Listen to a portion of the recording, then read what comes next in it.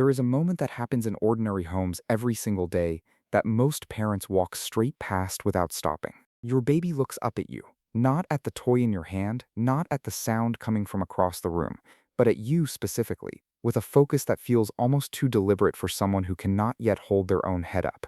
And in that moment, without any words, without any gesture you would even call intentional, something is being decided inside their brain. Not about you, about the world, about whether the world can be trusted at all. That question, can I trust this place? Can I trust the people in it? Can I trust that when I reach, something will reach back? Is the first question every human brain ever asks. And the answer your baby is building right now, in the first months and years of their life, will shape nearly everything that comes after. Their confidence, their relationships, the way they handle fear, the way they love. Researchers who study early childhood development call this the internal working model, the deep, pre-verbal blueprint a baby constructs about how the world operates and whether they belong safely in it. And what writes that blueprint is not one big dramatic moment. It is six small things, done every day, that most parents are doing partly right without ever knowing why they matter as much as they do. If this is already making you see your baby differently, hit the like button and subscribe, it really helps. And drop a comment telling me how old your little one is right now. I love knowing who I'm talking to.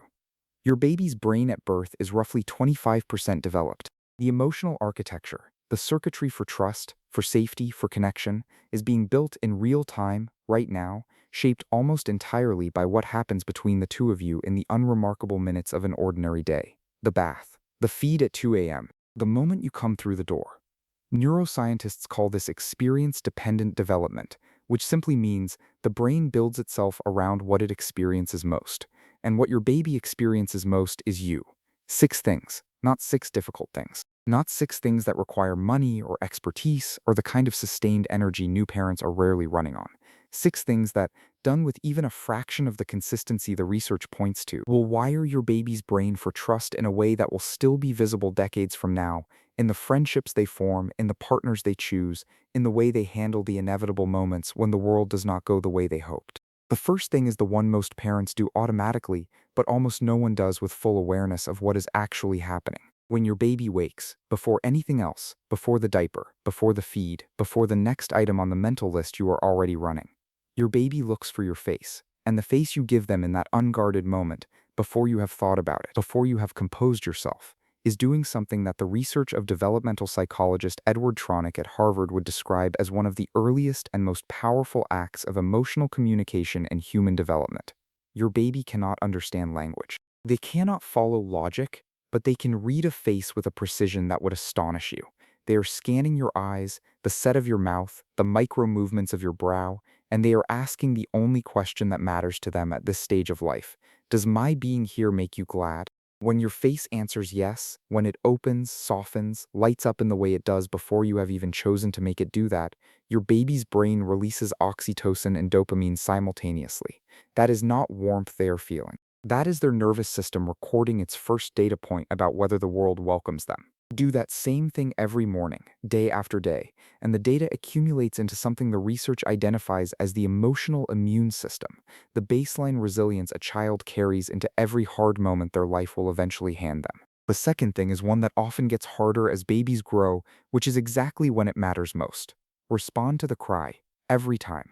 The science on this is not ambiguous, and it is also not what many parents were told. John Bowlby and Mary Ainsworth spent decades building the foundation of modern attachment theory, and what they found, across thousands of children studied over years, is this. Babies who receive consistent, warm responses to their distress in the first year of life develop what the research calls secure attachment, and secure attachment is the single strongest predictor of long-term mental health and relationship quality that developmental science has ever identified. When you go to your baby when they cry, you are not spoiling them. There is no mechanism by which that happens in an infant. What you are doing is teaching their nervous system something that no amount of later education can replicate, that distress is temporary, that help exists, that they are not alone in the experience of needing something. That lesson, that specific embodied pre-verbal lesson, is the neurological root of trust. Not trust in you specifically, though that too.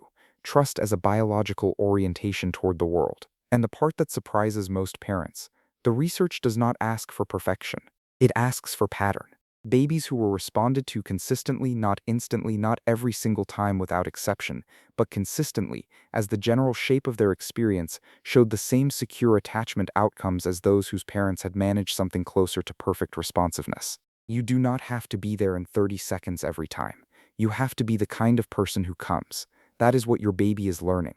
That is what trust at its most fundamental actually is. The third thing is the one that catches parents off guard, because it looks so small that most people assume it cannot possibly matter as much as it does. Talk to your baby. Not just when you are trying to teach them something, not just during tummy time or the structured moments that feel like parenting, all the time, about everything. In the middle of the ordinary, when you are loading the dishwasher, when you are driving, when you are moving through the house doing the 10 invisible tasks that make up a day. Your running commentary, the narration you give to your own life with your baby present in it, is landing in their brain as something far more significant than sound. Betty Hart and Todd Risley spent 30 years tracking the language environments of children from birth through early childhood, and what they found reshaped how developmental scientists understood early learning. The number of words a child heard in the first 3 years of life predicted vocabulary size, reading ability, and academic performance at age 10 with a consistency that no other early variable matched. By 3 years old, the gap between children raised in language-rich environments and those raised in language-sparse ones was 30 million words. But Hart and Risley were careful about something that often gets lost when this study is cited. It was not quantity alone. The words that built the most robust cognitive architecture were the responsive ones, the words that followed the baby's gaze, that answered their babble as though it were already real conversation, that named the thing the baby was already looking at. Contingent talk, researchers call it. Talk that says, I see what you see, I am here where you are worth responding to. That last part is the piece most parents never hear articulated.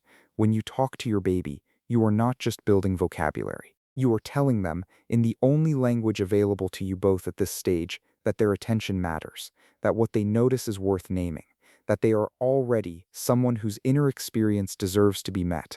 That message, delivered in thousands of small exchanges across the first years of life, is one of the primary ways trust gets written into the nervous system before a child ever has words to describe what trust even is. If you're finding this helpful, please subscribe and turn on notifications. I upload new videos every week, and I'd hate for you to miss one. Your support is what makes this channel possible, and it genuinely means the world to me. The fourth thing is something you are already doing every time you hold your baby, bathe them, carry them from room to room. But there is one small shift that changes what the brain does with the experience entirely. Narrate your touch. Just before you pick them up, say it. Just before the washcloth, say it. A word, a soft sound, your voice arriving a beat before your hands do. Babies are born with a heightened startle response. Their nervous system at this stage is exquisitely sensitive, and unexpected physical contact, even loving, gentle contact, can register in the brain as a mild threat before it registers as comfort. But when touch is anticipated, when the voice arrives first and the hands follow, the brain processes the experience in an entirely different way. It files it under safe, under known, under this person pays attention to my body. Researchers studying early body awareness and physiological co-regulation have found that the combination of voice and touch, arriving together consistently, builds something in a baby's nervous system that no amount of holding alone can fully replicate. The felt sense that contact with this person is predictable, and predictable means safe, and safe is the ground floor of trust. The fifth thing is the one parents most often dismiss as too simple to be significant. Mirror your baby back to themselves. When they make a sound, make it back. When they pull a face, pull it back. When they smile at you with that full-body, unself-conscious joy that only babies and people who have completely stopped caring what anyone thinks can produce, let your whole face answer it. This is not play for play's sake, though it is that too. Developmental psychologists studying the formation of the self in infancy have found that babies construct their earliest sense of who they are by watching how the people around them respond to what they do. When you reflect your baby back, when you echo their sounds and match their expressions, you are giving them something that cannot come from any other source: confirmation that they exist, that they are seen, that what they feel and express lands somewhere outside of themselves. That is the beginning of identity. And identity at this early stage is inseparable from trust, because a baby who knows they are seen by the person they depend on has already learned the most important thing, that being known does not mean being abandoned. The sixth thing is the one that happens at the end of every day, in whatever form it takes in your home, and it is the one most parents have never been told carries the weight that it does. The moment just before your baby crosses from wakefulness into sleep is called the hypnagogic state, the threshold between the two, and in terms of emotional memory encoding, it is one of the most potent windows in the entire human day. Sleep consolidates memory. The brain, in the hours after falling asleep, processes and files everything it has taken in, and what it files last, what it was holding at the moment consciousness dimmed, gets encoded with particular depth. What your baby feels in your arms in that last waking minute, the warmth, the stillness, the sound of your breathing, the rhythm of your heartbeat against their body, that is not just the end of a day. That is what their brain carries into sleep. That is what gets filed, night after night, as the emotional baseline of what the world feels like. Researchers at the National Scientific Council on the Developing Child have identified the consistent emotional quality of sleep transitions as one of the factors most strongly associated with a child's long-term sense of internal safety. Not safety in the narrow physical sense, but the deep biological conviction that the world is fundamentally okay and that they are held in it. You are the last thing your baby feels before the world goes quiet. Every ordinary night. Every night that feels like every other night, when you are exhausted and there is still so much to do and the rocking chair is the only place either of you has been still all day.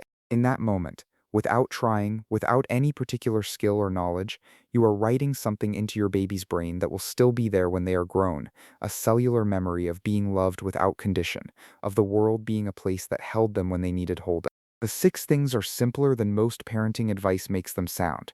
A warm face in the morning, a response to the cry, a voice that narrates the world, hands that announce themselves before they arrive, a face that reflects theirs back, and arms that hold them at the edge of sleep. None of it requires perfection. None of it requires anything other than what you already have.